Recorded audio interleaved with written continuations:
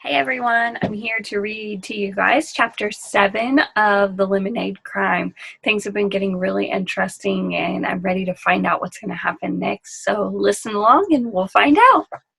Chapter 7, Due Diligence. Due diligence, noun.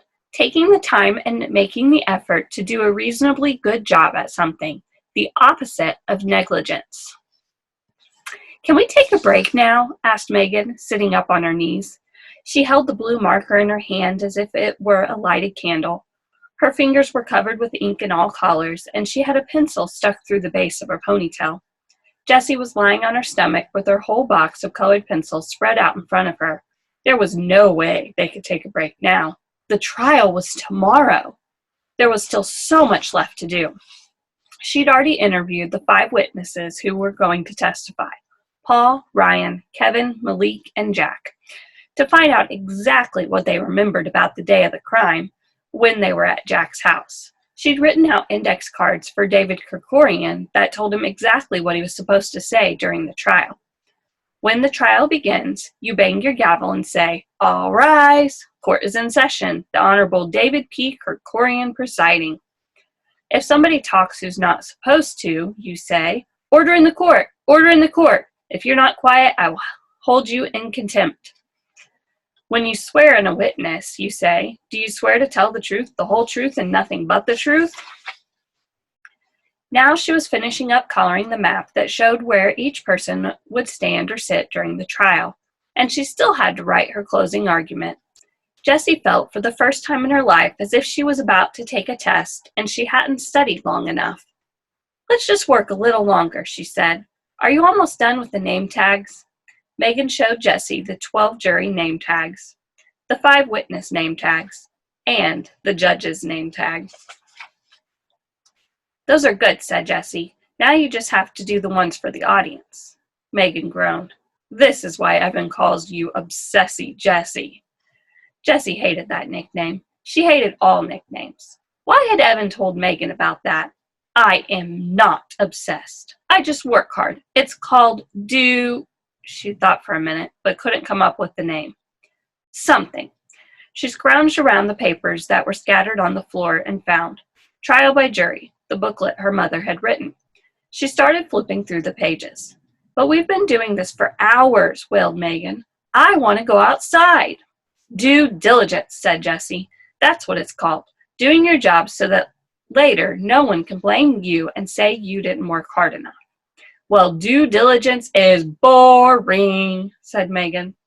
She picked up the ruler that Jessie had been using to draw a straight line on her map and began to balance it upright in the palm of her hand. She was pretty good at it. Jessie was impressed. Suddenly, Megan asked, "Do you think you can really prove that Scott stole Evan's money?"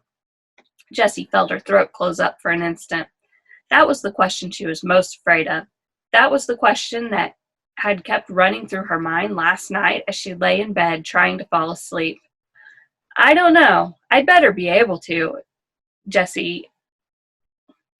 I don't know. I'd better be able to. Jessie imagined standing up in front of the whole class and apologizing to Scott.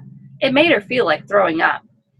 Megan put the ruler down and flopped onto the floor, spreading her arms and legs out like a starfish.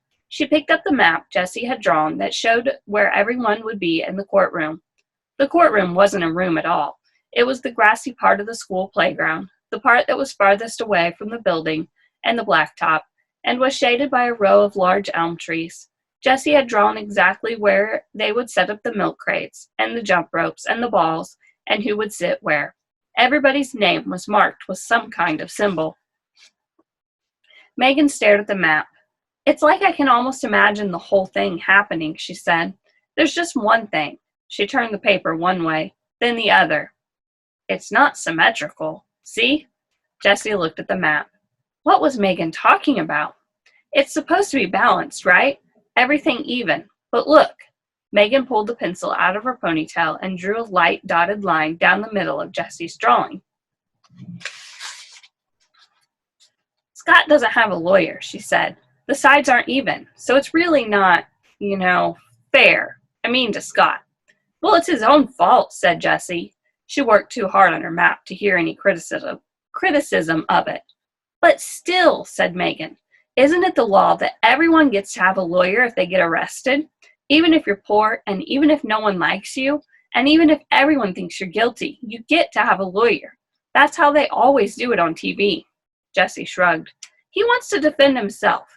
You're allowed to do that in real court. Megan shook her head. He only said that because there was no one left to pick. I mean, no boys. She looked at the map again. It just doesn't seem right. What are you saying? Jessie wished people would just be clear about what they meant. Are you saying I'm wrong? Megan crossed her arms. All I'm saying is that it isn't fair if Evan has a lawyer and Scott doesn't. And you know it, Jessie. You know it better than anyone else. You're the Queen of Fair. Another nickname. Was it an insult? The way Megan said the Queen of Fair didn't sound like an insult, but Jessie wasn't sure. Sometimes someone said something one way and meant it exactly the opposite. That was called sarcasm. And Jessie always missed it, like a pitch thrown too fast, leaving her swinging at nothing but air. Outside, Jessie could hear the steady bouncing of a basketball in the driveway. Evan, shooting hoops. Did he even know how hard she was working for him? Then the bouncing stopped and she heard a car pull into the driveway. Megan heard it too. That's my mom, she said. Gotta go. Megan had a dentist appointment at 4 o'clock. For the first time ever, Jessie was glad to see Megan go. And that's the end of chapter 7. I will see you guys tomorrow to continue learning about what happens.